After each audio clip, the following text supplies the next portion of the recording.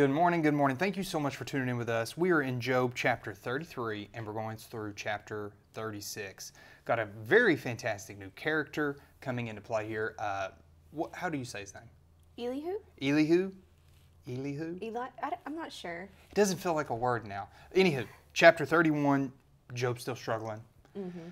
Job's still looking everything over. Job's still weighing this stuff out with a lot of whys.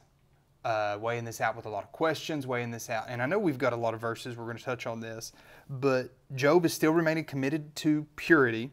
He's still, and I've got these notes, he's remained honest in his integrity. And he speaks on his fair, even treatment to his servants. So Job's like, listen, I'm doing everything I know. I'm in my marriage and my kindness and the way I'm treating people. I'm doing everything. I don't understand. And let's be real, we were talking about this a little bit before podcast. There's things in life, there's things in weeks, there's things in years, you're like, I don't understand. And if there's anything I know about Micah Wynn, if I try to lean to my own intellect, my own knowledge, it just overwhelms me.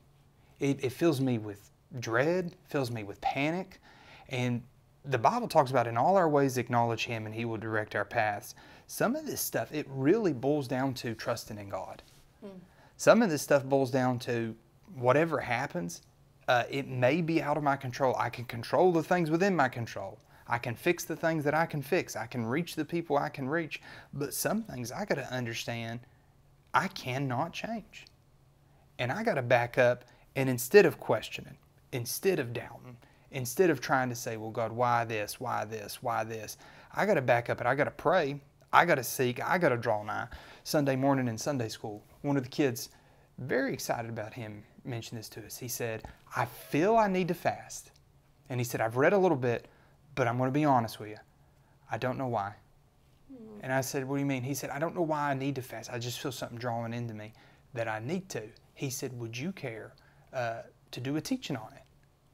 So we're going to break down some of this stuff. We're in these places where we got some of ourselves we got to kill out. That's right. We're focusing so hard on trying to understand a situation when really we just need to be submit, trust, and keep moving forward. And the only way you're going to do something that difficult, the only way you're able to do something that hard is by killing some of the flesh, because your flesh wants to hang on, your flesh wants to control, and your flesh wants to be in charge. Turn it over to Jessie. We're in verse 31. Things start making a turn this week. Definitely. We're introducing some new character. Yeah. So this is a fun week. So I'm turning it over to Jessie. We're in Job chapter 31. Verse 5. So he's kind of setting this whole thing of, I've done right, I don't understand. Micah said it perfectly. Verse 5 says, if I've walked with vanity or my foot hath hasted deceit, let me be weighed in an even balance that God might know mine integrity. So he's saying, if I've done wrongfully, like, God, you weigh my actions, you be the judge, because to his knowledge, Job has not acted wickedly, and he doesn't understand why all of these things are happening. And the older I get, the more I realize I actually have very little control over almost anything in my life. I can control how I react to certain things or how, I proceed, but I can't control the people around me. I can't control my circumstances all the time. I can't control, this, that, and the other. And I think that probably would have helped Job. I mean, which hindsight's 2020. We're reading this, eons after. But I think that was one of his struggles was, I've been good, why is bad happening to me? And that's such a question. We've talked on that in the past few weeks. Like, people get confused, why are bad things happening to me when I'm a good person? And it's actually, we live in a fallen world and bad things are happening to everyone. And I think Micah said it great. We were kind of talking before we started recording that Satan is an enemy, and he is very real, and he has very real plans to destroy us. And you see that perfectly in Job. What is happening behind the scenes that you don't know? How is the enemy trying to come against you in ways that you haven't even recognized yet? So your best bet is to pray for discernment and be like, Lord, let me recognize what's attacking the enemy and what I've, kind of done to myself. And you might have a better time than Job. If you're going to be in a terrible situation, if you're going to be in a tough time, and I think anybody watching this video, this can speak to you and say, I've been through some stuff. I've experienced some things. I've been in discomfort. I've been in turmoil. I've been in sleepless nights. You don't want to do this without God. That's right. And let me rephrase, God's everywhere. He's in all places. He's with us whether we want him or not, around us. But you want God inside of you too. Yeah. And I'm going to tell you, this stuff, the attacks of the enemy, if you're thinking, why is the enemy attacking me when I'm good? It's much more attackable. When the enemy's already killed, stealing, and destroying someone in the world, he wants to take all the good inside of you. He wants to take all the outreach inside of you. He wants to take all of the Christ inside of you and the gospel inside of you there for others, and he wants to take it and destroy it. Back up and say, sometimes I'm getting attacked just because of my father, too. Yeah. I'm getting attacked just because who I'm serving. I'm getting attacked just because the King of Kings and the Lord of Lords. And if that be the case, so be it. Because in the end, God is going to fight for you. God is going to move for you. And in the process of the uncertainty, that's the difficult part. Because you could have the same testimony and go someone else in an attack and say, you know what, at the end of this, God's going to move. At the end of this, God's going to prevail. At the end of this, God's never started a battle and lost before. But when you're in it and your flesh is there, then comes the confusement, then comes the doubt, then comes the uncertainty. And it is so easy for those thoughts, will he do it for me, to take off and control your mind. So you got to rebuke those things. Cast down those vain imaginations and say, God, I believe in you still. I'm not doubting you right now. With you, all things are possible. And God, we are going to move forward every step of the way through this. We're going into chapter 32 now. So 32, we have a new character, and we're not entirely sure how to say his name. I'm sorry. But I Elihu. believe it's Elihu. And one quick thing about Elihu is he's really, really mad. Actually, the header to my commentary Bible is Elihu's wrath. Like, he's straight Mine's up Elihu's mad. anger. Yeah, this guy's, he's angry, but he's going to tell you why. In chapter 32, verse 2, he was mad at Job. Then was kindled the wrath of Elihu against Job, was his wrath kindled, because he justified himself rather than God. Job's bringing up all these, I'm good, my deed's good, my family great, everything is good, and I don't know why this is happening to me. It made Elihu mad. He's like, what is your goodness against an all-powerful God? Like, who do you think you are? But instead of like his previous friends who were like, Job, you're like worse than dirt. He was mad at his friends too, because they gave him no solace, they gave him no answers. Verse 3 says, also against his 3 friends was his wrath kindled, because they found no answer and yet had condemned Job. So they ran him into the ground and gave him no solutions. They ran him into the ground and said, we don't know why this is happening to you, it must be you. Like, there was really no real answers. And Elihu was mad. And it even talks about he held his peace because he was young. In verse 6 it says, I am young and ye are very old, which I think was actually supposed to be a compliment, but I'm not sure. When I read that, I was like, yikes. Well, verse 4, it says, Elihu waited till Job had spoken because ye were older than he. They were I older think than it was he. a respect, in today's time, insult. Ye are very old. So he says, wherefore I was afraid, this is verse 6, and does not show you mine opinion. So he was saying, he goes on to say, we don't have time to get into every single verse, but he was saying that with age normally comes wisdom. However, in 9 it says, great men are not always wise, neither do the age understand judgment. I did make a little note here. Just because you're a young person, and I know this podcast is geared more to young people, doesn't mean God can't use you. Elihu was the youngest in this group by a long shot. How many years? I don't know. But they're calling Job very old, so just for reference. But he was still the only guy who had the wisdom. He was the only man who stood up for God and was like, y'all are nuts, and y'all are making me mad. Like, y'all are so wrong. And talking about God's greatness and right. I don't want to jump ahead, but righteousness. If you're young, don't feel like, oh, well, the elders know so much more than me. Yes, you need to respect people. And yes, there are people with amazing walks with God who happen to be older, and, you could probably learn something from them. But don't let that intimidate your spirit of, well, I have nothing to bring. If they call on you and they're like, hey, what has the Lord laid on your heart? Speak. The Lord speaks to you. Elihu was talking about how there's a spirit in a man. And he was talking about, he was kind of ahead of his time talking about the spirit man, talking about not relying on your carnal knowledge and, talking about your internal spiritual wisdom. Elihu comes out here, and this is something, we talk about the fivefold ministry. One of them is prophet. Yes. Prophet is a mouthpiece for God. I feel Elihu here is a mouthpiece for God. Oh, yeah. He's a prophet in Job's life. Now, it comes with some rebuke and reproof, but Job needed that in those moments. Yes. And he needed a refocus. Go ahead. So in chapter 33, Elihu really takes time to speak on God's greatness. I mean, he's talking about how amazing he is. God is greater than man, he even says in verse 12. He's talking about all the amazing things that he does, and men, just fade away. We're not alive that long, but God is eternal, and he's amazing. And I love in verse 24, it says, "Then he is gracious unto him, and saith, Deliver him from going down to the pit. I have found a ransom." There is so much foreshadowing about Jesus and his redeeming love in Job. I get chills, and I'm like, man, I really wish you guys were alive to see this. I wish you guys had even seen the veil torn. I wish you guys spoke of things that had not even come into pass yet. Verse 30 says, "To bring back his soul from the pit, to be enlightened with the light of the living." He's talking about that eternal life. He's talking about there's more than just this physical life. We get so caught up in this because it's all we've known. It's hard to imagine eternity. Kara's at that age where she starts asking us details about heaven, details I do not have. And it's hard for her mind to fathom forever. Because she's only been here 5, almost 6 years. So, and I've been on the earth over 30, and it's still hard for me to fathom eternity. But this is what they're speaking about, talking about this life is just brief. But God is an eternal God. That's how great he is he has this afterlife that is eternal for us. We talked Sunday about an eternal God. Oh. And one of the arguments is some creationists believe the earth is roughly 7,000 years old because they go back and they use the lineage and they break it down. Yeah. So they said, okay, if the earth is 7,000 years old, what did your eternal God do for all that time?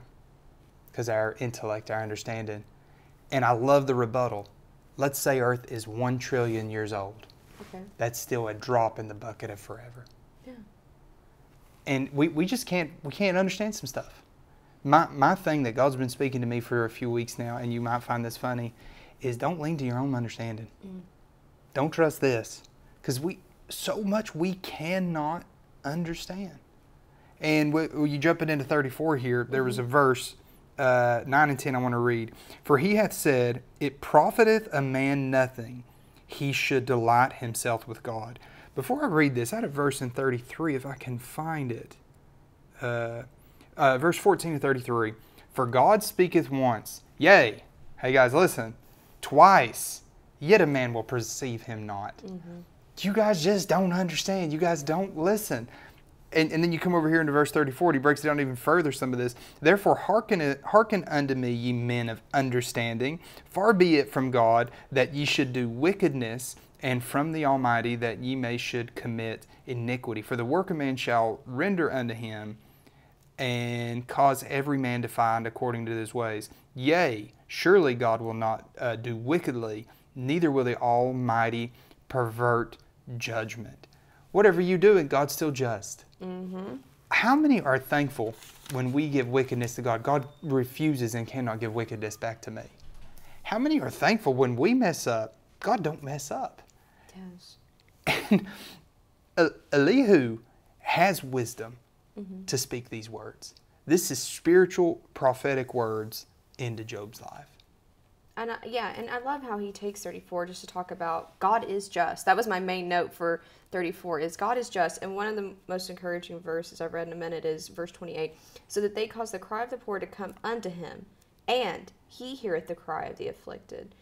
Verse 29 says, "When he giveth quietness, who then can make trouble? And when he hideth his face, who then can behold him? Whether it be done against a nation or against a man only." And you see that a lot in the Old Testament. In my daily devotionals, I'm reading about Saul and how God, cut Saul off eventually.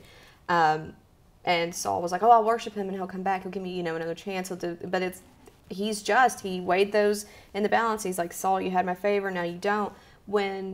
And the poor were crying unto him, God heard them. He heard their affliction. He ministered unto them. And Elihu, being a young man, sees all this and is like, "Job, for real. God is just. You don't even know. You say that you're a just man. You're walking uprightly. You are as far as a man is concerned. But God's ways are so much higher than our ways. Like, we strive to be holy as he's holy. But he is holy. Like, he is holy, holy." And so when Elihu is saying all this, it's like coming out of him.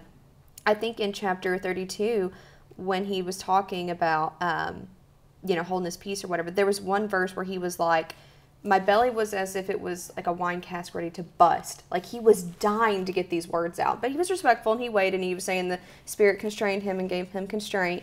But he was just, like, these words were, he was holding them in. He was holding them in for a hot minute because these were days that they were talking to him. And he was just ready to burst through with, like, God's greatness, His strength, His mighty, and His wisdom. So everything's coming out of him. I'm just imagining he's saying it with, like, a lot of passion, right? Like, he's feeling this in his spirit and giving this wisdom to Job. Jumping into 35, there's a lot to touch on in 35. Let's do this. Let's do verses 6 and 7. If thou sinnest, what doest thou against him? Or if thy transgressions be multiplied, what doest thou unto him? If thou be righteous, what givest thou him? Or what receiveth he of thy hand? The wickedness may hurt a man as thou art, and thy righteousness may profiteth the Son of Man. By reasons of the multitude of oppressions they make the oppressed to cry, and cry out by the reasons of the arm of Almighty. But none saith. So he says, good people get good things, bad people get bad things. Where is God my Maker, who giveth songs in the night, who teacheth us more than the beasts of the earth, and maketh us wiser than the fowls of the heaven? There they cry, but none giveth answer, because of the pride of evil man. Surely God will not hear vanity, neither will the Almighty regard it. Although thou sayest thou shalt not see him, yet judgment is before him, therefore trust thou in him. Read that again. Although thou sayest thou shalt not see him, yet judgment is before him, thou trustest thou in him. Mm-hmm. You build it's like, I don't know, it's like an orchestra right here, and it's just building and it's building. And to me, that is the climax of this chapter. Mm. You're in this situation, you're in this problem, you cannot see him, yet your judgment is before him, and therefore you trust in him. If my judgment is going to be before my God, I'm going to come out okay. Last two verses, might as well finish this out. But now, because it is so not so, he hath visited in his anger, yet he knoweth it not in great extremity. Therefore does Job open his mouth in vain, he multiplieth his words without knowledge. Mm-hmm. Job, this is what you're doing, but this is what you could be doing. Mm-hmm. Job, this is what you're saying, but this is what you could be living. Job, this is where you are, but this is where you could be. I think this is a challenge to every Christian on earth of trust. I think this is a challenge to every godly person on earth to say, you know what? I'm going to quit leaning on the understanding this is how God should act, this is how God should intervene, this is how God should do. And I'm just going to start trusting the rightful judge. He weighs it, like I think it was chapter 32 or 33, Elihu talks about how God is a just God. Mm-hmm. And he weighs everything out justly. We got to trust him in this. I need to trust him in these situations. I think it circles back even to the verse 2 of chapter 35. Thinkest thou this to be right, that thou hast saideth, my righteousness is more than God's? And Job wasn't outright saying that, but he was kind of saying it with what he was saying in a roundabout way about, well, my righteousness is this. You know, I've done righteously. I've done this. Where's God? And so Elihu kind of called him out. I mean, in as much love as you can give in that situation, to where he's saying, Job, you don't even understand God's righteousness. And I had verse 16 as well. Like, he's opening his mouth, Job is, and you're saying all these words, a lot of complaining, a lot of whining, a lot of, why me? I've done everything right, without knowledge. He was speaking out of his situation, not out of God's sovereignty and faithfulness. Amen. And we come over here, we're ending in chapter 36 this week. Mm-hmm. So please, take a moment like this, leave a comment and share this, send this to somebody. But we're coming into 36 of God's greatness and his compassion. Turning it over to you. I think this is a beautiful chapter. It is. So, verse 5 of chapter 36 says, that's my verse. Behold, God is mighty and despises not any. He is mighty in strength and wisdom. Verse 7 says, He withdraweth not his eyes from the righteous, but with kings are they on the throne. Yea, he doth establish them forever when they are exalted. And they are exalted, excuse me. So God is mighty in strength and wisdom. That's verse 5. And I love that. I love that. And verse 2, honestly, I kind of skipped over it, but it says, Suffer me a little, and I will show thee that I have yet to speak on God's behalf. It goes perfectly with what Micah was saying earlier, as he was like a mouthpiece of God. He was like, please, I know I've been talking nonstop, like for several chapters now, but just be patient with me a little more. I have things I have yet to say about God. Like, just let me defend God's position here. Like, I am speaking on his behalf. And then he straightway goes into, God is mighty. He is mighty in strength and wisdom. Your God doesn't lack strength and wisdom about situations. He is all-knowing. He sees everything about you, his plans for you, the future. He sees the attacks of the enemy. He has all the wisdom. We talked about last week how true wisdom, it can't be mined like an ore. It can't be, there's a vein of silver, but there's not a vein of wisdom that you can dig out. True wisdom only comes from God. He has the source. He has all of it. He understands everything. So when you're facing these situations and you're like, man, I have to trust God, but does he really know how it's going to work out? And you don't actually think those exact words, but your spirit is kind of fighting that. Does he really have this? Does he really understand? Yes, he is mighty in strength and wisdom. A few verses. It's poetic. Let me find it again. Okay, verse 26 of verse 26, chapter 36. I'm going to read a few here. Behold, God is great. We know him not, neither can we number of his years be searched out. For he maketh small the drops of water as they pour down rain according to the vapor thereof, which the clouds do drop and distill upon a man abundantly. Also can any understand the spreading of the clouds, or the noise of his tabernacle? Behold, he spreadeth his light upon it, and covereth the bottom of the sea. For by them judgeth he the people, he giveth meat in abundance. He's saying there's all this stuff we don't understand, but God just has it playing out. God has it in orchestra. God has it in movement. God has it in motion, and it's not even difficult for him. And then we look up. Could you imagine back then, before we've even had some of the study of meteorology we have today, he's telling Job, well, I look up, I see a cloud, and then I know that it's somehow the vapors come together. It becomes these small droplets. The droplets fall. It's no big deal for God. Job, God is great. God has got this. I'm afraid we believe in his ability, but in our minds restrict him because our minds try to understand, our minds try to wrap around, our minds try to box. And the only way, if we could understand God, God ain't that big. My child is 5 years old, and I don't even understand my child. I'm just going to be honest. And she's not that big. She's not powerful. She's not amazing. She does some things. I'm like, why in the world did you do that? What in the world did that come from? If you could understand God, he wouldn't be that big of a deal. If you could understand God, he wouldn't be that powerful. If you could understand that God, there's no way he was a creator. So back up and say, me not understanding him is a compliment to God. Me not having the ability to figure out what is happening here. There's some people I'm praying for, and I saw some things happen. I'm like, God, I don't understand this. Good. Because if I understand it, that means I could have made it happen myself. If I understood it, it's something I could have orchestrated. If I understood it, it's something I could have done. When God's moving, it's bigger than me. When God's moving, it's bigger than every human combined. God talks about the Tower of Babel. I was reading about it recently. And he says, I feared man because when they come together, they could do anything. All of men coming together still didn't stand one split-second chance against God. No, it says he had to come down. He had to step down to their realm to fix their situation. Yeah. And I love how he's like, oh man, they can do anything. But their anything is still nothing to him. Yeah. So our combined knowledge, if we all spoke the same language, if we all worked on the same project, to understand him wouldn't even touch the outskirts of God. Coming to a close, I have loved the book of Job. I'm ready to go back through. I brought up my grandfather's Bible, and I was looking through some of his notes, and he chases Job throughout the entire, honestly, New Testament. So I'm excited to run through that and do it with this Bible. Kind of want to go back through and go through it again.